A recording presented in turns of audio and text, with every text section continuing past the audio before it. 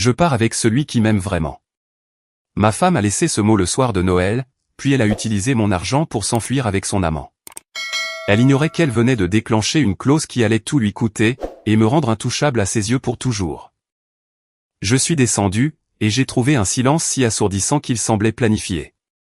Il n'y avait pas de chaos de papier cadeau, aucun bruit provenant de la machine à café, aucune odeur de brioche à la cannelle. Rien que le tic-tac de la vieille horloge du couloir, et mon propre souffle embuant la fenêtre de la cuisine. Sa voiture n'était plus là. Le SUV que j'avais payé. J'ai regardé autour de moi. Aucun manteau ni valise ne manquait, mais il y avait un simple mot plié, soigneusement posé sur la table de la salle à manger, juste à côté de l'endroit où j'avais l'habitude de poser son café. Je suis parti avec quelqu'un qui m'aime vraiment. J'ai utilisé tes miles et ta carte. Prends soin de maman. C'était tout. Pas de signature, pas d'excuses, pas d'explication. L'audace était d'une précision chirurgicale. J'ai ri à haute voix, un rire unique et étouffé, qui semblait appartenir à quelqu'un d'autre. Ensuite, je me suis versé une tasse du café froid de la veille. J'ai dépassé les guirlandes de Noël clignotantes, qu'elle m'obligeait à installer chaque année, et je me suis dirigé vers la chambre d'Amy. Sa mère était assise dans son lit, vêtue de la robe de chambre que je lui avais offerte à Noël dernier. Elle avait l'air confuse, peut-être coupable, ou peut-être simplement fatiguée. Elle est partie, a-t-elle demandé, la voix fragile. Apparemment, ai-je répondu. Elle a pris les miles, et a laissé la belle-mère. Elle a cligné des yeux 2 fois, puis a dit, eh bien, au moins elle n'a pas pris le chien. Nous n'avons pas de chien. Je lui ai préparé une assiette pour le petit déjeuner en silence. Des œufs, des toasts, des fruits. Elle a essayé de me remercier, mais j'ai balayé sa remarque d'un geste. Manger pendant que c'est chaud. Ensuite, je suis descendu dans mon bureau. J'ai ouvert le tiroir en bas à gauche, et j'en ai sorti un fin dossier noir étiqueté, plan d'urgence. Activation requise. J'avais espéré ne jamais avoir à l'ouvrir, mais c'est le problème avec l'espoir. Ce n'est rien d'autre que du déni, endimanché pour aller à la messe.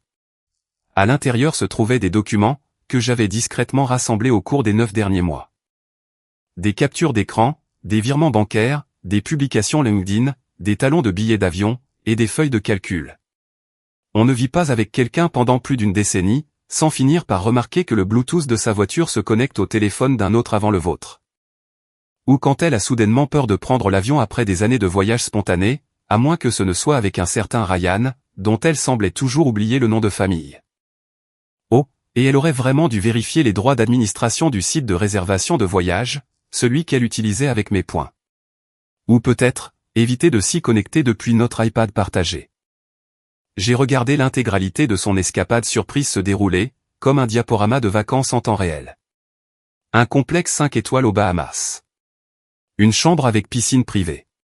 C'est le moment où la plupart des hommes craquent, renversent une table, et appellent un avocat. Moi, je me suis simplement préparé une 2e tasse de café. Elle se croyait maligne. Elle pensait quitter une mauviette.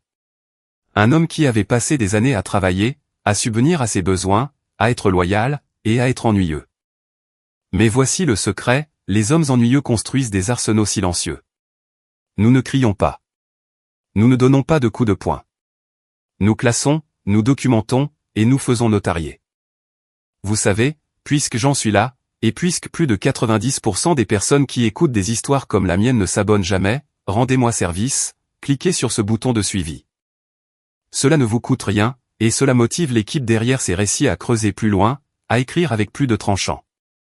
D'ailleurs, quoi de mieux que de voir quelqu'un obtenir exactement ce qu'il mérite, surtout quand c'est livré avec une précision glaciale?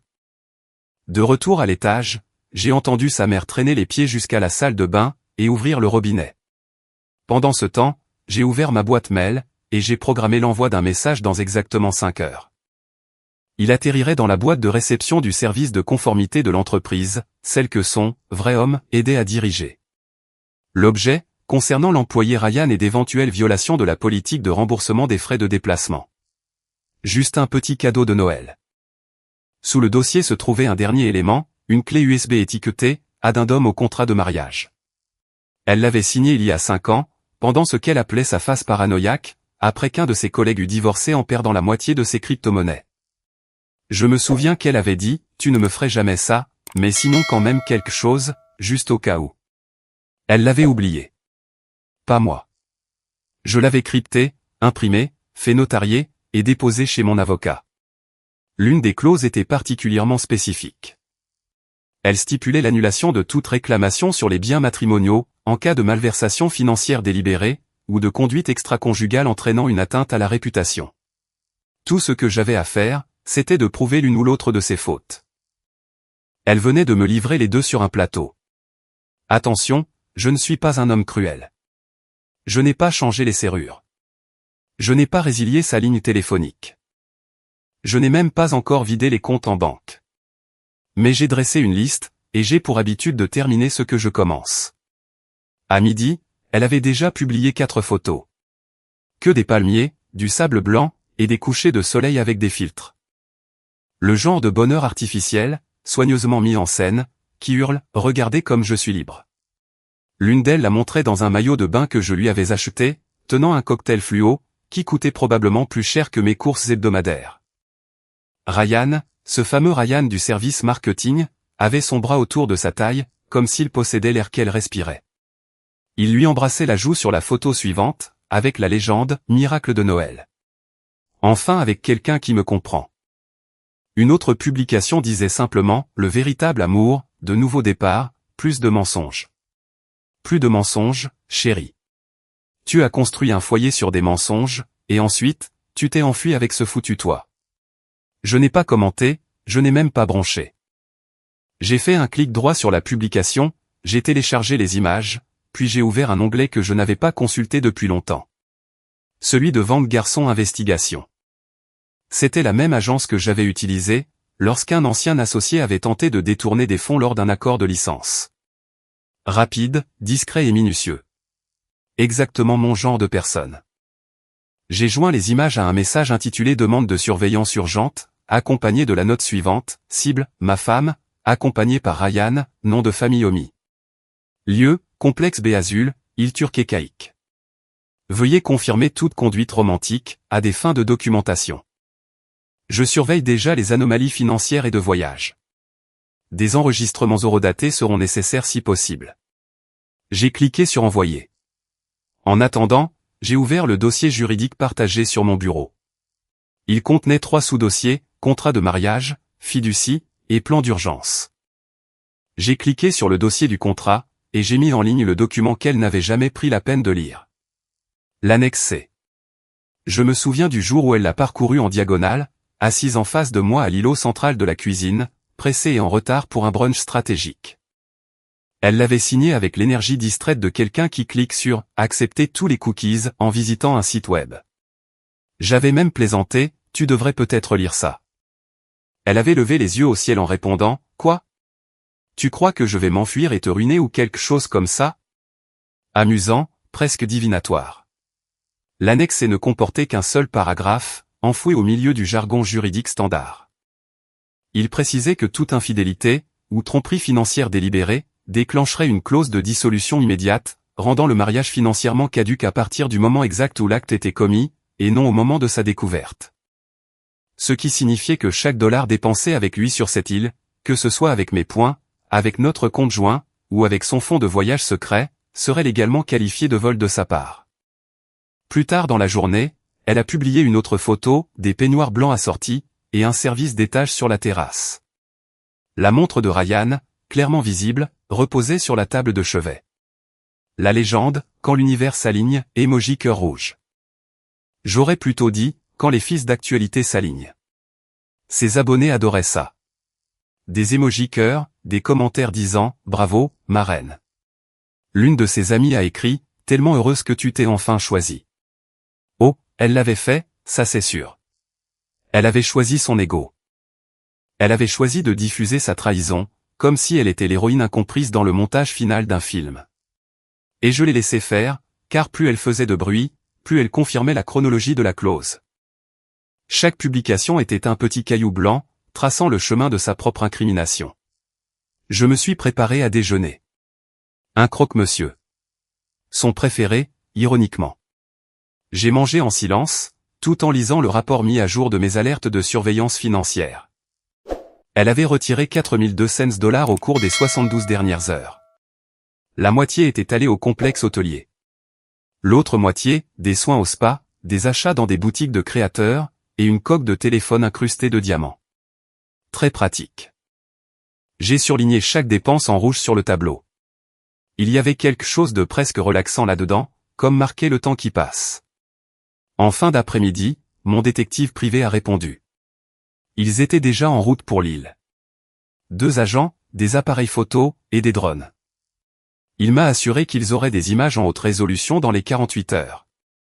Ils avaient également vérifié la politique interne du complexe concernant la vie privée des clients, une politique facilement contournable, lorsqu'il s'agissait de fraude d'entreprise. Il s'avérait que Ryan avait réservé la chambre, en utilisant le compte de direction de son entreprise. Il pensait probablement que cela n'éveillerait aucun soupçon, pendant un week-end de vacances. C'est toute la différence entre être infidèle, et être infidèle avec intelligence. J'ai ajouté un dernier document au dossier partagé, avant de me déconnecter pour la journée.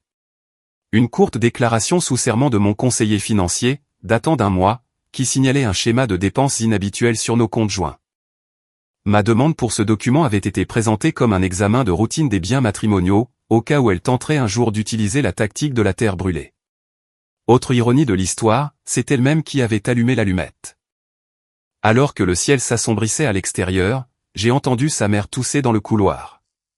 Je l'ai aidé à retourner se coucher. Je lui ai préparé du thé, et je lui ai dit de ne pas s'inquiéter. Ils seront bientôt de retour, lui ai-je dit. Et ils allaient l'être, oh oui, ils allaient revenir. Mais ce qu'ils allaient retrouver ne serait pas le foyer chaleureux qu'elle avait quitté. Ce serait un tribunal avec chauffage central. Parce que cette fois, je n'étais pas celui qu'on laissait derrière. C'était moi qui dessinais la carte. Le lendemain matin, j'ai fait quelque chose que je n'avais jamais fait auparavant. J'ai composé un numéro, avec la ferme intention de ruiner quelqu'un. Pas de colère, pas de cri, juste de la précision. J'avais trouvé la ligne d'assistance de conformité, tout en bas du site web de l'entreprise de Ryan. Écrit en minuscules, presque conçu pour être ignoré. Signalement de problèmes éthiques et de mauvaise conduite, anonyme ou direct. Un numéro direct, alors je l'ai utilisé. La ligne a sonné 3 fois, avant qu'une voix féminine, sèche et professionnelle, ne réponde « Éthique et conformité de l'entreprise, ici Dana ». J'ai gardé un ton neutre, voire poli. Bonjour, je m'appelle Thomas Whitmore. Je crois que l'un de vos employés, Ryan Trevor, pourrait avoir violé la politique de voyage et de conduite de l'entreprise. J'aimerais signaler une affaire sensible. Il y a eu un silence, puis, je comprends. Et puis-je vous demander quelle est votre relation avec Monsieur Trevor? Aucune, ai-je répondu, mais ma femme en a une. Une autre pause, plus longue cette fois. Je vois. Et que reprochez-vous exactement? Je ne reproche rien, ai-je dit. Je suis en train de vous envoyer un dossier. Il contient des images géolocalisées de votre employé. Lors d'un séjour dans un complexe hôtelier. La facturation de ce séjour semble avoir été traitée par le service des voyages de votre entreprise. La chambre a été réservée sous son compte de direction. Il est accompagné par ma femme, qui n'a aucune affiliation commerciale avec votre entreprise. Du moins, pas légalement. Bref. Sa voix était plus assurée maintenant, mais plus tranchante. Vous avez dit géolocalisé. Jusqu'au bar de la piscine, ai-je précisé. Le dossier comprend également plusieurs eurodatages, dont un qui le montre en train d'utiliser ce qui semble être un ordinateur portable fourni par votre société, avec l'autocollant de votre logo toujours sur l'écran. Elle s'est éclaircie la gorge. Pouvez-vous transférer ces fichiers? C'est déjà fait, ai-je répondu. Vérifiez votre boîte de réception. Objet, clarification du code de conduite. Ryan Trevor. Je l'ai entendu taper sur son clavier. Puis, une forte inspiration. Je les vois, a-t-elle dit. Je vous laisse décider si cela correspond aux valeurs de votre entreprise. Mais pour que les choses soient claires, je ne porte pas plainte pour l'instant. Je pensais juste que vous aimeriez savoir quel genre d'ambassadeur de marque voyage en première classe le jour de Noël. Son ton a changé, devenant un mélange de professionnalisme, et de quelque chose qui ressemblait à de l'effroi. Merci, Monsieur Whitmore. Nous apprécions votre diligence. Nous allons faire remonter cela en interne. Prenez votre temps, ai-je dit. Il est en vacances pour le moment. J'ai raccroché, et j'ai fixé le mur pendant un instant. Le silence dans la maison s'était transformé en autre chose. Ce n'était ni paisible, ni sinistre. C'était juste chirurgical, comme le vide qui précède une explosion. Je suis allé dans la cuisine, et j'ai préparé du café, le 3e de la journée. Mes mains ne tremblaient pas. Mon pouls ne s'emballait pas. J'avais dépassé ce stade. Ce que je ressentais maintenant, ce n'était pas de l'adrénaline. C'était le calme d'un homme qui sait exactement où se trouve chaque pièce sur l'échiquier, et quel sera le prochain coup. Dans ma boîte de réception, l'email de confirmation de leur système automatisé est arrivé. Merci pour votre signalement. Votre demande a été enregistrée et assignée. Numéro de référence ETH 92831. J'ai transféré ce même email à mon avocat, avec pour objet, petit caillou numéro 3. Ce n'était pas de la vengeance. Pas encore. C'était de la documentation, la construction de fondations, le tout parfaitement recevable devant un tribunal. Je ne jouais pas salement. Je jouais avec des gants et de la paperasse, ce qui est pire en réalité. Parce que la saleté finit par s'effacer, mais le papier, lui, reste. Au déjeuner, sa mère m'a demandé si j'avais eu de ses nouvelles. Non, ai-je dit. Elle doit penser que je suis impuissante ici, a marmonné la vieille dame. Elle vous a laissé ici, avec un homme qu'elle pensait humilier, ai-je répondu. Il s'avère qu'elle vous a laissé avec la seule personne de cette maison qui se soucie de vos pilules pour l'attention. Elle a lâché un petit rire. Vous savez, elle a toujours cru qu'elle était la plus intelligente. J'ai souri. Elle l'était. Mais pas de la manière dont elle l'imaginait. Ce soir-là, j'ai actualisé ma boîte de réception à 2 reprises. Rien. Aucune réponse de Dana. Aucun appel d'un avocat de l'entreprise, mais je n'étais pas inquiet. Les grandes sociétés n'agissent pas ainsi. Elles ne claquent pas les portes. Elles examinent, elles consultent, elles rédigent. Et ensuite, elles font tout exploser. Cette même nuit, je suis monté au grenier, et j'ai sorti une vieille boîte étiquetée « Biens personnels intacts ». À l'intérieur, se trouvait le bail signé au nom du PDG pour l'espace de sa boutique, celui qu'elle se vantait auprès de tout d'avoir financé elle-même. J'ai surligné mon nom, la clause sur la responsabilité partagée, et le sous-paragraphe sur les conflits de marque exclusive. Ensuite, je l'ai placé dans un nouveau dossier marqué « Pression douce ». Si elle pensait que ce voyage marquait un nouveau départ pour elle, elle allait vite se rendre compte qu'il s'agissait de sa nécrologie professionnelle. Et le meilleur dans tout ça, c'est que je n'aurais même pas à l'écrire moi-même. La grande entreprise le ferait à ma place. C'est toujours comme ça qu'elle procède. Ce soir-là, après que j'ai débarrassé la table et que sa mère a pris sa demi-dose habituelle de pilule pour la tension avec une gorgée de tisane à la camomille, la vieille dame s'est dirigée lentement vers le bureau où j'étais assis. J'avais déjà allumé la cheminée, non pas pour la chaleur, mais pour l'illusion du confort. La vieille femme s'est installée dans le fauteuil en face de moi, avec la grâce délibérée de quelqu'un qui a survécu à de vrais hivers, et à de véritables trahisons. Elle a regardé les flammes pendant un moment avant de parler. Vous étiez au courant pour eux. Sa voix n'était pas curieuse. Elle était résignée, comme si la question était restée coincée dans sa gorge pendant des semaines, et finissait par trouver une issue. Je n'ai pas tressailli, j'ai simplement hoché la tête une fois, lentement. Après un moment, elle a laissé échapper un petit rire amer. Elle a toujours eu le goût du drame, depuis le lycée. Elle a brisé les fiançailles d'une amie une fois, juste pour prouver qu'elle en était capable. Ça collait bien au personnage. Elle a trituré le bord de la couverture en laine sur ses genoux. Mais vous ne méritiez pas ça. Je n'ai pas répondu, non pas parce que j'étais en désaccord, mais parce qu'il n'y avait plus aucune satisfaction à l'entendre à haute voix. Elle a soupiré.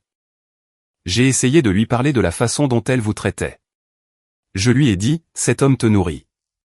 Il te loge. Il prend soin de moi quand tu l'oublies. Mais elle a juste ri.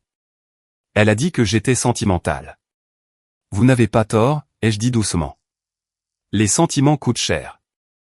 Ses yeux se sont légèrement plissés, comme si elle me voyait pour la première fois. Vous êtes différent cette semaine. Peut-être que j'ai enfin retenu une leçon de son livre. Un autre silence.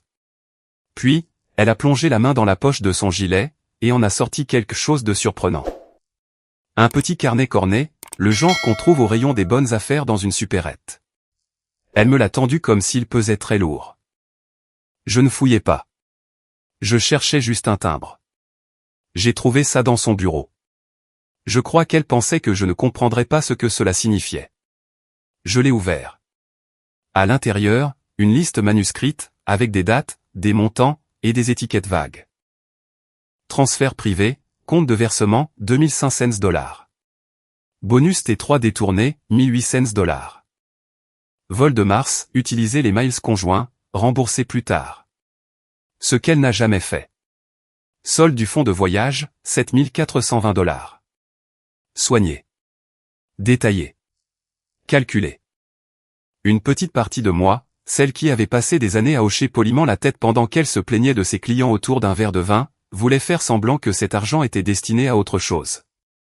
Un cadeau, un voyage surprise, un plan d'évasion qui n'impliquerait pas de trahison. Mais j'avais cessé de négocier avec mes illusions depuis des jours. Elle m'avait dit qu'elle mettait de l'argent de côté pour votre anniversaire de mariage, a murmuré sa mère. Mais elle avait dit la même chose l'année dernière, et l'année d'avant. J'ai mis le carnet de côté. Elle déplace cet argent par tranche de 500 $ depuis des mois. Elle pensait que ça passerait inaperçu, mais elle avait tort. J'ai secoué la tête. J'ai configuré des alertes. Elle était rusée, mais pas intelligente. La vérité, c'est que j'avais remarqué l'existence de ce fonds il y a bien longtemps, depuis des mois. 1000 par-ci, 2000 par-là. Classé sous la rubrique remboursement client divers ou avance aux fournisseurs. Je n'avais pas réagi tout de suite. J'avais besoin de temps pour comprendre son schéma, pour monter un dossier solide. On n'abat pas le marteau, tant qu'on n'est pas sûr que le clou est assez profond pour faire mal. Mais, comble de l'ironie, elle conservait ce carnet comme un petit trophée, fière de ses économies secrètes, de sa voie de sortie. J'imagine qu'elle n'aurait jamais cru que je serais assis au coin du feu avec sa mère, pendant qu'elle jouait les déesses tropicales dans un spa de luxe. « Que allez-vous faire » a demandé sa mère doucement. J'ai regardé vers le couloir sombre, puis j'ai tourné mon regard vers elle. En finir. Vous parlez du divorce ? Je parle de tout. Elle n'a pas posé d'autres questions. Elle s'est contentée de hocher la tête et à croiser les mains, comme si elle priait. Peut-être pour sa fille, ou peut-être pour elle-même. Après qu'elle soit allée se coucher, je suis resté assis très longtemps, avec ce carnet sur les genoux. J'ai passé mes doigts sur l'encre. Chaque ligne représentait une trahison, mesurée en dollars et en arrogance. Elle croyait bâtir sa liberté, mais en réalité, elle ne faisait que financer les preuves contre elle. J'ai ouvert mon ordinateur portable, j'ai créé un nouveau dossier sur le disque dur crypté, nommé Activité du fonds, et j'y ai glissé un scan de chaque page. Je l'ai étiqueté pièce D, et j'ai recoupé les dates avec le registre des dépenses que je tenais à jour. Chaque ligne avait son reflet. Chaque dollar avait son petit caillou blanc. Le feu crépitait doucement. Quelque part à l'étage, sa mère a toussé dans son sommeil. Et à cet instant précis, j'ai cessé d'être l'homme dont elle pensait qu'il la supplierait. Je suis devenu l'homme qu'elle aurait dû redouter. 2 jours plus tard, vers 10h42 du matin, mon téléphone a vibré sur le comptoir de la cuisine. Juste une fois. Un numéro inconnu, pas de message vocal. Juste une vibration subtile, comme quelqu'un qui tapoterait doucement sur le bord d'une structure sur le point de s'effondrer. Je l'ai laissé sonner une deuxième fois avant de décrocher. Thomas Moore. La voix était ferme et mesurée, ni robotique ni amicale. Juste assez professionnelle pour me faire redresser le dos. Oui, ici Alex Crawford. Je suis le fondateur et directeur général de Vanguard Motion, l'entreprise où Ryan Trevor est, ou plutôt était, employé. Était. Je n'ai rien dit. J'ai laissé le poids de ce mot planer entre nous. Je viens de voir les photos, a-t-il poursuivi. Celles que vous avez envoyées au service de conformité. Je voulais vous appeler directement, par respect. Par respect ? C'était osé, venant de l'homme dont l'employé avait passé Noël à siroter des mojitos à mes frais, tout en fourrant sa langue dans la gorge de ma femme, le tout pendant que la société payait les frais du minibar. Mais je ne l'ai pas interrompu. Pas encore. Nous avons mené une enquête discrète, a dit Crawford. Il s'avère que Ryan avait l'habitude de détourner notre budget de voyage. Ce n'était pas ses premières vacances stratégiques. C'est juste la première fois que quelqu'un nous le signale avec des données de géolocalisation, et un rapport de dépenses horodaté. Je ne disais toujours rien. Il y a eu un blanc sur la ligne. L'un de ces silences parfaitement placés, qui permet à la phrase suivante de trancher encore plus net. Ils sont dans l'avion du retour en ce moment même. En classe économique. Ces privilèges ont été révoqués. Je me suis retourné pour regarder la valise près de la porte.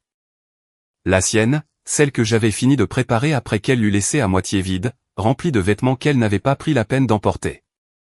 C'est drôle ce qui arrive aux personnes qui idéalisent la fuite. Elles pensent toujours qu'elles pourront revenir, que la porte sera toujours ouverte, que le canapé sera toujours là pour qu'elles y pleurent. Crawford a repris, avec une voix semblable à du papier sec, la lettre de licenciement de Ryan a été envoyée ce matin. Son accès a été bloqué sur tous les comptes de l'entreprise. Sa carte de voyage et les portails clients. Nous menons un audit formel de ses remboursements. Si nous trouvons d'autres anomalies, il pourrait faire face à des poursuites pénales. Et ma femme, ai-je fini par demander. Nouvelle pause. Nous ne l'avons pas nommée officiellement, mais son nom est apparu. Elle était inscrite comme co-organisatrice sur la facture du lieu. Pour ce qu'ils ont prétendu être une conférence d'affaires. Vous devriez vérifier vos comptes. Notre service financier pense qu'une partie de l'événement a été facturée sur votre carte conjointe. C'était déjà fait. C'était déjà documenté. Le tout avait déjà été envoyé à mon avocat en tant que pièce utilisation abusive de carte bancaire. Elle sera de retour en ville ce soir, a ajouté Crawford. J'imagine qu'elle viendra vous voir en premier. Elle pensera probablement que Ryan s'en est tiré avec une simple tape sur les doigts. Qu'elle pourra s'en sortir en pleurant. Un rire froid est resté coincé dans ma gorge. Elle ne viendra pas pleurer auprès de moi. Je m'en doutais, a-t-il dit. Considérez tout de même ceci comme un appel de courtoisie. D'un homme tranquille à un autre. Il n'a pas élaboré davantage. Il n'en avait pas besoin. J'ai raccroché, et j'ai fixé le plafond pendant un moment. Le ventilateur tournait paresseusement, avec de la poussière sur l'une de ses pales. Quelque chose de si banal. Mais sous ce plafond, tout était différent désormais. La réalité avait basculé, et ils ne le savaient pas encore. Ils pensaient qu'ils allaient atterrir, pour faire du contrôle des dégâts. Quelques larmes, quelques appels téléphoniques manipulateurs, et peut-être des aveux faits en étant assise à table, avec sa mère au milieu pour ajouter un effet dramatique.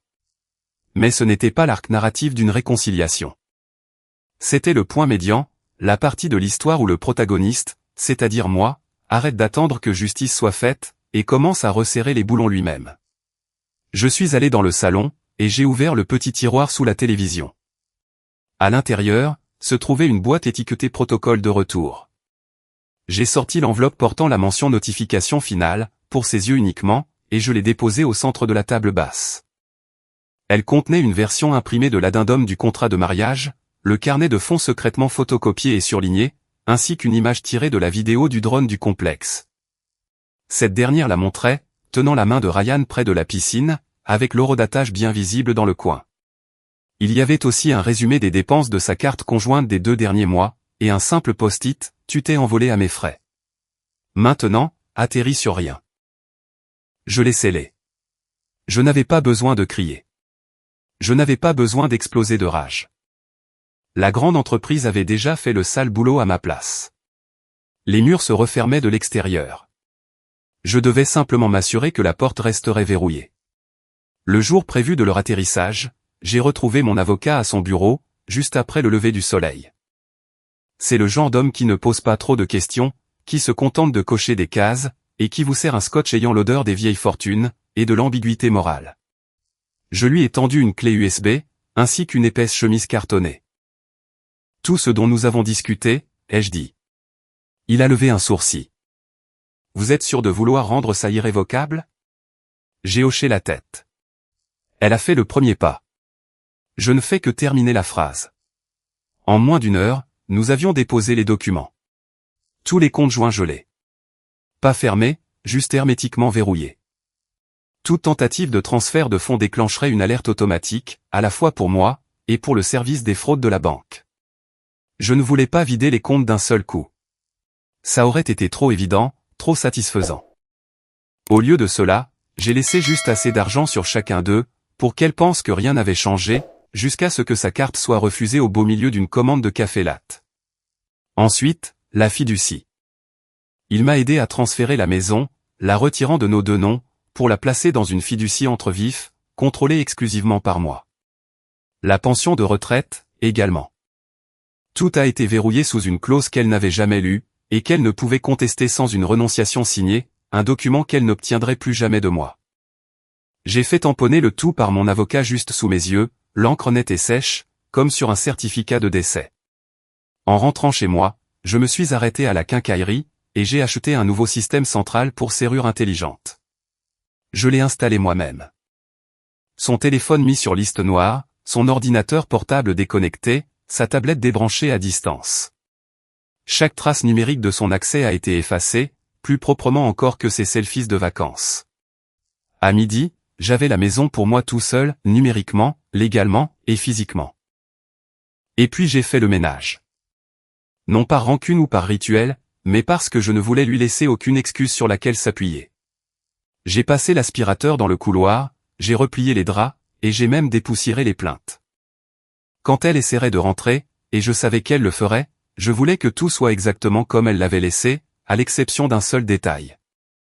Au centre de la table de la cuisine, là où elle disposait autrefois ses planches de charcuterie et ses magazines de mariage rouge, j'ai placé une enveloppe scellée, épaisse, ferme et inflexible. Sur le devant, de mon écriture, on pouvait lire « À ton retour ». Elle n'était pas scotchée, juste posée de tout son poids. Sa posture même était un avertissement. À l'intérieur, se trouvaient les copies de tout ce dont elle aurait besoin, pour comprendre sa nouvelle réalité. Pas de longues lettres, pas d'effusion sentimentale. Juste la clause prénuptiale qu'elle ne se rappelait pas avoir signée, les documents de transfert vers la fiducie, et un résumé de compte montrant un solde de 0 sur son fonds de voyage. Il y avait aussi une capture d'écran horodatée de sa tentative de connexion échouée à la serrure intelligente, et enfin, une seule ligne sur du papier à en-tête de l'entreprise, transférée par mon contact chez Crawford. Licenciement avec effet immédiat. Enquête interne en cours. Interdiction de retourner dans les locaux de Vanguard Motion. Je l'ai glissé juste sous le rabat de l'enveloppe, juste assez pour être visible dès l'ouverture. Puis, j'ai reculé, j'ai regardé la maison, et j'ai ressenti quelque chose d'inhabituel. Un calme profond. Ce n'était ni du soulagement, ni de la victoire, mais juste une immobilité, comme cet instant de suspension avant qu'une tempête n'éclate. Parce que maintenant, pour la première fois dans toute cette mascarade, je ne réagissais plus. J'imposais le rythme. Elle atterrirait. Elle vérifierait son solde. Elle essaierait d'utiliser son téléphone pour ouvrir la porte d'entrée. Et cela échouerait. Elle vérifierait à nouveau. Elle appellerait la banque. Elle appellerait Ryan. Elle pleurerait. Elle crierait. Peut-être qu'elle essaierait de passer par la porte de derrière. Je me suis assis sur le canapé, et j'ai attendu. Sa mère est arrivée du couloir de sa démarche lente habituelle, a vu l'enveloppe sur la table, et a soupiré. Elle va perdre la tête, a-t-elle marmonné. Elle va perdre bien plus que ça, ai-je dit. La vieille femme a simplement hoché la tête une fois. Elle n'approuvait pas, elle ne condamnait pas, elle comprenait, c'est tout. Ensuite, elle est retournée dans sa chambre, en serrant sa tasse contre elle. Dehors, les nuages s'accumulaient. La température a chuté de quelques degrés. Le calme avant la chute. Je me suis levé, j'ai ajusté les poignets de ma chemise, et je suis entré dans le bureau. Je n'avais pas besoin d'être au premier rang pour assister à sa représentation. La maison était prête. Les papiers étaient signés. Les serrures étaient changées. Quant à l'homme qu'elle s'attendait à voir la supplier, il avait été remplacé par quelqu'un de bien plus dangereux. Un homme qui n'avait plus rien à perdre, et qui avait déjà tout récupéré. Vers 18h30 ce soir-là, j'ai entendu le crissement des pneus sur la fine couche de glace, dans l'allée. Ce bruit, cet arrêt d'une voiture s'approchant un peu trop près du garage, signifiait autrefois qu'elle était rentrée. Maintenant, cela signifiait juste que les loups pensaient pouvoir revenir dans leur tanière, après y avoir mis le feu. Je n'ai pas bougé. Je suis resté dans le bureau, assis dans le fauteuil en cuir, celui dont elle disait toujours qu'il faisait trop austère pour un salon. Un exemplaire relié du Prince reposait sur mes genoux. de circonstance. Je ne le lisais pas vraiment. Je laissais juste le silence s'aiguiser autour de moi, comme une lame. Puis, le premier coup à la porte a retenti. Rapide, hésitant. Elle n'a pas utilisé sa clé. Celle-ci n'existait plus. Elle a sonné une fois, 2 fois, il y a eu une pause, puis elle a sonné à nouveau, de façon plus agressive. Dehors, des voix étouffées transpiraient à travers la porte d'entrée. La sienne, et celle de Ryan. Elle essayait de crier en chuchotant.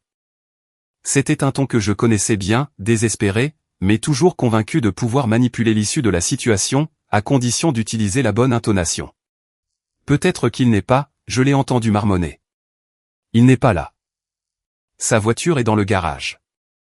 C'est son ombre sur la fenêtre. Tom, ouvre la porte. Rien. J'ai tourné une page que je ne lisais pas. Depuis la fenêtre de l'étage, sa mère regardait vers le bas, la main posée sur le rideau. Elle hurle, a-t-elle dit calmement, presque comme si elle commentait les prévisions météorologiques. Elle affiche ce visage, celui qu'elle fait quand elle pense que les larmes vont tout arranger. Je n'ai pas levé les yeux. Laissez-la essayer. Les coups sur la porte se sont intensifiés. Un nouveau rythme s'est mis en place, elle tambourinait et sonnait en même temps. La crise de colère d'un enfant en bas âge, mais en stéréo. Puis sa voix s'est brisée. Thomas, s'il te plaît. Je peux tout expliquer. Laisse-moi juste. Laisse-moi entrer, s'il te plaît. Ah, la représentation commençait. L'arc narratif lent, passant de l'indignation au désespoir. J'avais déjà vu ça, mais ça ne m'avait jamais été adressé. Ryan a essayé une fois, lui aussi. Sa voix était plus fluette que je ne le pensais. Eh, mec. Écoute, je sais que les choses sont devenues un peu compliquées. On peut en parler.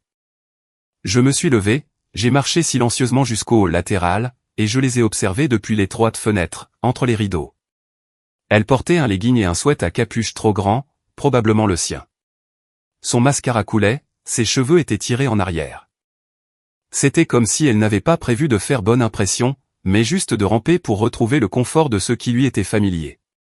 Ryan avait l'air encore pire. Ébouriffé, pâle, le genre d'homme à qui on n'avait jamais dit « non » assez longtemps, pour qu'il le reconnaisse quand ce mot se matérialisait enfin. Je l'ai regardé vérifier son téléphone à nouveau, essayant probablement l'application de la serrure intelligente. Verrouillé, a-t-elle chuchoté. Je suis retourné dans le bureau. L'enveloppe que j'avais laissée sur la table restait intacte. Il n'avait pas réussi à aller jusque-là. La porte était solidement verrouillée, et les caméras enregistraient tout. L'une était montée au-dessus de la lumière du porche, l'autre braquée sur l'allée. Chaque mot, chaque coup, chaque supplication inutile. Tout était archivé. Mon téléphone a vibré. Un SMS de mon avocat, ils vont essayer de provoquer une réaction. Vous ne leur devez rien. Laissez-les faire leur numéro. J'ai allumé le feu dans le bureau. Un léger bourdonnement de gaz, et une douce flamme bleue. La chaleur a rempli la pièce, pendant que sa voix grimpait encore d'une octave. Maman, tu es là. Tu m'entends? Dis-lui de me laisser entrer. Sa mère n'a pas bougé, elle s'est contentée de siroter son thé depuis le palier du 2e étage. Elle s'est penchée légèrement, et a dit sèchement, tu m'as laissé ici comme un simple bagage. Pas lui. Cela l'a fait taire un instant. Ryan a réessayé, mec, c'est ridicule. Elle a fait une erreur, d'accord, mais tu deviens. J'ai fermé la porte du bureau. Derrière elle, le bruit s'est estompé pour ne devenir qu'un battement sourd. Je me suis rassis, j'ai mis le livre de côté, et j'ai ouvert mon ordinateur portable. J'ai vérifié le compte d'épargne intact. J'ai vérifié le dossier de la fiducie. J'ai confirmé le statut du transfert. Finalisé.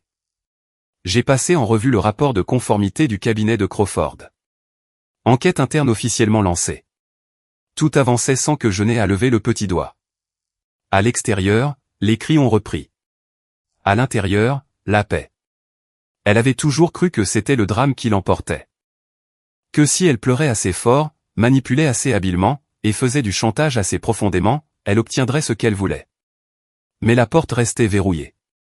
L'homme à l'intérieur n'était plus le même que celui qu'elle avait quitté. Il avait lu chaque mensonge, classer chaque reçu, signer chaque document. Maintenant, tout ce qu'il faisait, c'était d'attendre à distance. Il la regardait paniquer, comme une étrangère tambourinant à la mauvaise porte. Car à tous points de vue, cette maison n'était plus la sienne. Elle a dû tambouriner sur cette porte pendant 30 bonnes minutes, avant que la froideur de sa voix ne cède la place à quelque chose de brut. Sa panique n'était plus une performance. Et quand ni moi ni sa mère n'avons répondu, quand la lumière est restée chaude mais que la serrure est restée froide, je l'ai regardée à travers la fenêtre. Elle l'a enfin remarqué. L'enveloppe. Elle était juste là, sur le paillasson, épaisse et bien scellée. Elle la fixait depuis le sol, comme le début d'une confession, ou l'énoncé d'une sentence. Elle s'est penchée pour la ramasser. Ses doigts tremblaient, plus par confusion que par froid. Ryan planait derrière elle, toujours trop fier pour s'agenouiller. Il était encore convaincu que tout ceci n'était qu'un grand malentendu, qui pourrait être résolu avec une poignée de main entre copains, et des excuses à moitié sincères. Il s'est penché par-dessus son épaule. Elle a éloigné l'enveloppe de lui. Non, a-t-elle sifflé, d'une voix assez aiguë pour couper le verre. C'est pour moi. Ça, au moins, elle l'avait compris. Elle s'est assise là, à même le porche glacial, les jambes croisées comme une adolescente attendant quelqu'un qui ne viendrait pas la chercher. Elle a déchiré le rabat trop violemment. Les papiers se sont répandus sur ses genoux. Première page, l'addendum du contrat de mariage. En gras, signé, paraphé, et parfaitement légal. On pouvait voir l'instant exact où elle a compris. Ses yeux ont balayé le paragraphe, sa bouche remuant légèrement, comme si elle essayait de le réécrire en temps réel, cherchant une faille ou une faute de frappe. Il n'y en avait aucune. Le texte disait, en cas d'infidélité prouvée ou de faute financière, toutes les réclamations sur les biens matrimoniaux conjoints seront annulées rétroactivement, à compter de la date de l'infraction. Ses lèvres se sont entr'ouvertes. Elle l'a relu une fois, 2 fois, puis elle est passée au document suivant. Un avis formel de séparation financière détaillant chaque compte, chaque actif, et chaque transfert désormais déplacé, ou protégé par la fiducie nouvellement révisée. Son nom n'apparaissait qu'à un seul endroit, la section intitulée ex-conjoint. Plus aucun accès. Ses mains se sont mises à trembler. Le genre de tremblement qu'on ne peut pas simuler. Pas même pour quelqu'un qui a fait carrière dans la fragilité sélective. Ryan s'est penché de nouveau. Qu'est-ce que c'est ? A-t-il demandé. Elle n'a rien dit. Alors il a attrapé l'un des papiers, a lu une ligne, et a blêmi. Puis, elle est arrivée à la 3e page. Le mot. La seule chose manuscrite de tout le paquet. Tu as passé Noël avec ton vrai homme. Maintenant, tu vas pouvoir passer la nouvelle année à construire une vraie vie, sans rien de ce que j'ai gagné. Juste une phrase. Pas une menace, pas une insulte. Juste un fait avéré. Un miroir tendu devant elle. Elle l'a relu 3 fois, de plus en plus lentement. Et puis, le basculement s'est produit. La rage. Tout son corps s'est crispé, comme une marionnette dont on aurait coupé les fils trop rapidement. Elle a bondi sur ses pieds, les papiers volant de ses genoux, les poings serrés. Elle s'est dirigée vers la porte, et y a donné un violent coup de pied. Espèce d'homme misérable et mesquin. Ouvre la porte, Tom. Tu crois que ça te rend noble ? Tu crois que c'est ça la force ? C'est de la cruauté. Tu ne m'as laissé aucun choix, a-t-elle hurlé. Je n'ai pas répondu. Elle a fait volte-face, et a lancé un regard noir vers la fenêtre de sa mère. Sérieusement, tu prends son parti ? Après tout ce que j'ai fait pour toi. La vieille femme sirotait son thé, telle une reine regardant une révolte de paysans. Ryan a essayé de la tirer en arrière. On ferait mieux d'y aller, a-t-il dit doucement. Ça devient vraiment gênant. Non, a-t-elle aboyé. Il n'a pas le droit de faire ça. Ce n'est pas fini. Ryan a reculé, la mâchoire serrée, les yeux fuyants. C'était comme s'il visionnait l'avant-première d'un avenir pour lequel il n'avait pas signé. En fait, a-t-il marmonné, je crois que si. C'était la première fissure. Non pas dans sa voix, mais dans son plan. Elle s'est tournée à nouveau vers l'enveloppe, a ramassé les documents sur le porche, et les a fourrés dans son sac, comme s'ils étaient maudits. C'est alors qu'elle a remarqué autre chose. La caméra de sécurité au-dessus du porche, avec sa petite lumière rouge clignotante, qui enregistrait tout. Elle s'est figée. Pour la première fois de toute cette pathétique représentation, elle a eu l'air effrayée. Effrayée non pas de moi, mais de ceux qui allaient suivre. Les implications, l'audit, l'éventuel procès de l'ancien employeur de Ryan, le registre de chaque dollar mal utilisé, et de chaque photo géolocalisée. Parce que c'est ça, le truc avec les conséquences. Elles n'arrivent pas comme un coup de tonnerre. Elles arrivent comme un courrier recommandé, des enregistrements horodatés, et une enveloppe scellée sur un porche glacial. Et quand elles frappent, la seule chose sur laquelle il vous reste à crier, c'est votre propre reflet dans la porte vitrée. Mais l'homme à l'intérieur, lui, ne viendra pas ouvrir. Il est déjà passé à autre chose. Le lendemain matin, j'ai préparé des œufs brouillés avec du poivre et du paprika fumé, exactement comme je les aime. Sa mère m'a rejoint à table, silencieuse au début, puis elle a finalement murmuré, elle n'a pas dormi. Je l'ai entendu faire les 100 pas dans l'allée, jusqu'à l'aube. J'ai hoché la tête. Bien. De l'autre côté de la ville, dans un appartement hors de prix, loué avec son budget d'indépendance, elle essayait probablement de joindre son avocat pour la 3e fois. Je l'imaginais faisant les 100 pas pieds nus, le téléphone sur haut-parleur. Frappant sur les impressions des documents de la fiducie, fulminant à propos d'embuscades et d'intentions malveillantes, comme si tout cela n'était pas son propre reflet qui la dévisageait. À 10 heures, son avocat l'a rappelé. Quant à moi, le jour de l'an à 9h01, le téléphone a sonné juste une fois avant que je ne décroche. Même numéro, même ton sec. Alex Crawford, à nouveau.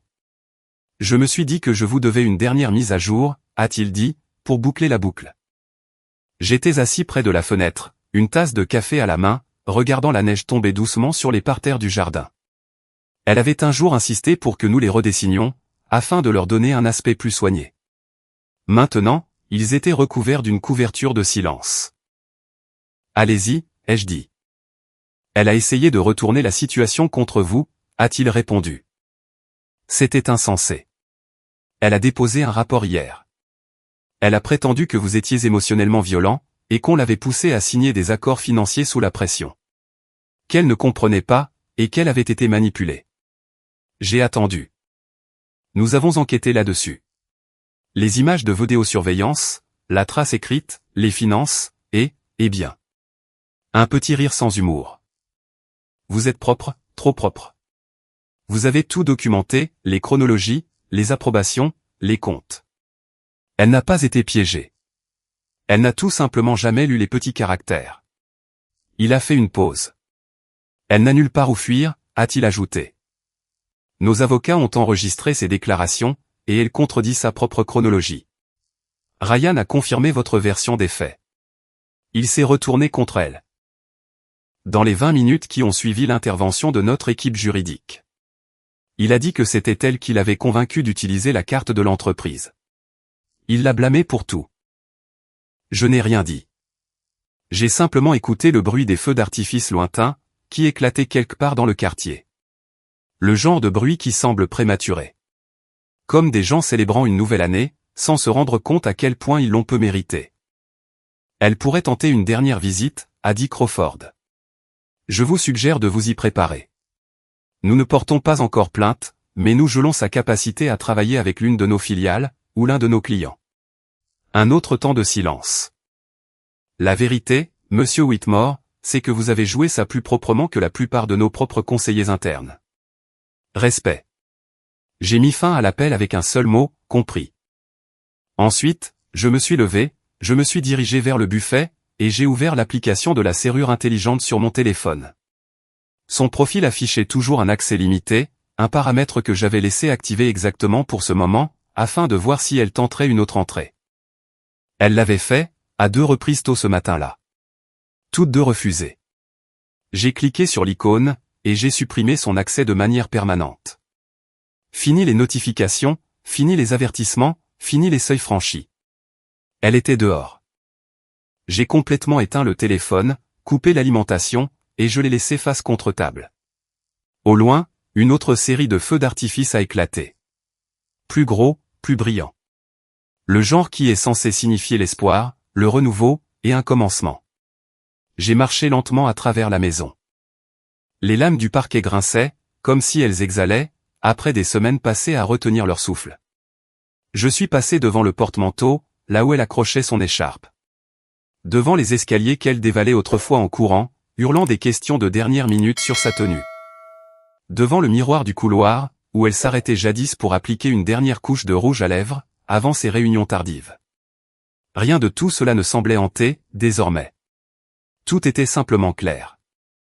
Je me suis versé une autre tasse de café. Je suis sorti sur le porche, en chaussons et avec un vieux pull usé, et j'ai respiré l'air glacial. Il y avait encore de légères traces de pas dans la neige, à l'endroit où elle s'était tenue en hurlant, il y a quelques jours à peine. Plus douce maintenant, fondant jusqu'à devenir insignifiante. Et dans le silence de cette nouvelle année, je l'ai ressenti. Cette chose si rare. Ce n'était pas du pardon. Ce n'était pas de la vengeance. Juste de la quiétude. Pas de texto, pas de menaces, pas de sonnerie à la porte, pas de larmes de dernière minute. Tout simplement parce qu'il n'y avait plus aucun besoin de répondre à cette porte.